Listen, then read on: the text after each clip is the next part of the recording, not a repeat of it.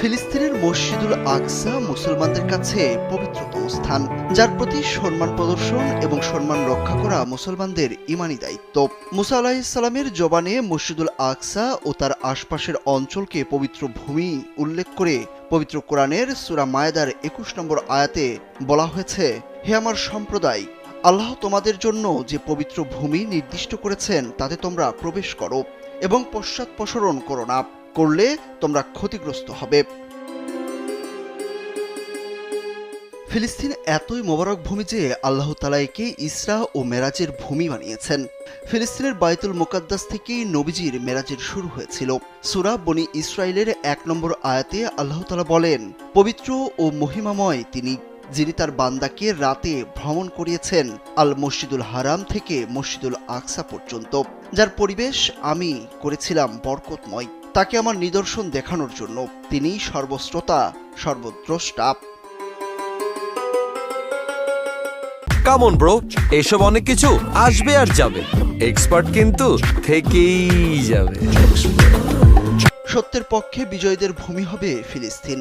বাইতুল মুকাদ্দাস তথা ফিলিস্তিনকে মহানবী হযরত মুহাম্মদ সাল্লাল্লাহু আলাইহি সাল্লাম বিজয়ীদের ভূমি হিসেবে উল্লেখ করেছেন।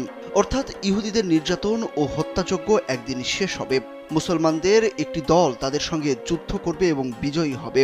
হযরত আবু উমামা রাদিয়াল্লাহু তাআলা আনহু থেকে বর্ণিত, রাসূলুল্লাহ সাল্লাল্লাহু আলাইহি সাল্লাম বলেন, আমার উম্মতের একটি দল সত্যের উপর বিজয়ী থাকবে, শত্রুর মনে পরাক্রমশালী থাকবে। দুর্ভিক্ষ ছাড়া কোনো বিরোধী পক্ষ তাদের কিছুই করতে পারবে না। আল্লাহর আদেশে তথা কিয়ামত পর্যন্ত তারা এমনই থাকবে। সাহাবীরা জিজ্ঞেস করলেন, হে আল্লাহর রাসূল, তারা কোথায় থাকবে? রাসূলুল্লাহ সাল্লাল্লাহু আলাইহি সাল্লাম বলেন, তারা বাইতুল মুকাদ্দাস এবং তার আশেপাশে থাকবে।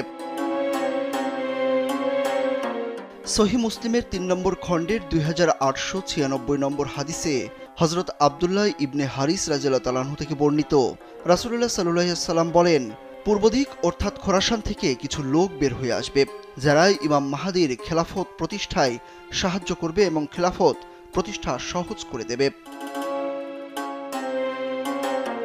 তার মানে কিয়ামতের আগে ফিলিস্তিন থেকে অবশ্যই অবৈধ দখলদারির অবসান এবং মুসলমানদের বিজয় আসবে।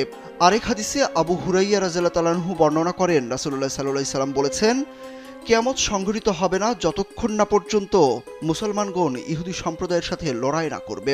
মুসলমানগণ তাদেরকে হত্যা করবে, ফলে তারা পাথর বা বৃক্ষের আড়ালে আত্মগোপন করবে। তখন পাথর বা গাছ বলবে, হে আল্লাহর বান্দা, এই তো ইহুদি আমার পেছনে, এসো তাকে হত্যা করো। আল্লাহ তাআলা মসজিদুল আকসাকে দাজ্জালের হাত থেকে রক্ষা করবেন।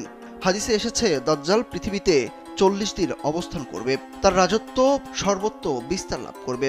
তবে ৪ মসজিদ তার নিয়ন্ত্রণের বাইরে থাকবে, তা হলো কাবা, মসজিদে রাসূল, মসজিদুল আকসা ও মসজিদে তুর। সুরজ আহমেদ, কালবেলা।